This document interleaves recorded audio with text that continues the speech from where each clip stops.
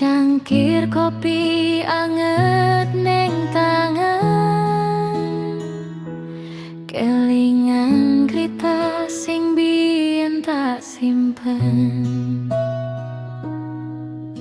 Suara motor aduh saya ilang, kaya atiku sing wis ora gelisah. Ora kabeh kudu diduweni, ana sing cukup dingerteni.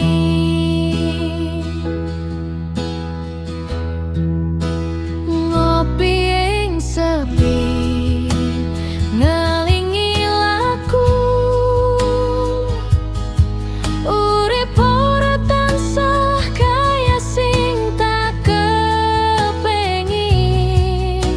Yen wis wayahe kudu nglilani, supaya ati iso tentrem maneh. Ngopi ing sepi sinau nerimo, sing teko lan sing lunga. Kopi pahit nanging angeni, kaya urip sing tak lakoni.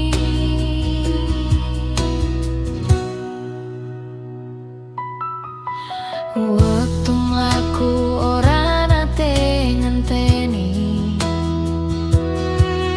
ning ati sinau ora sambat maneh.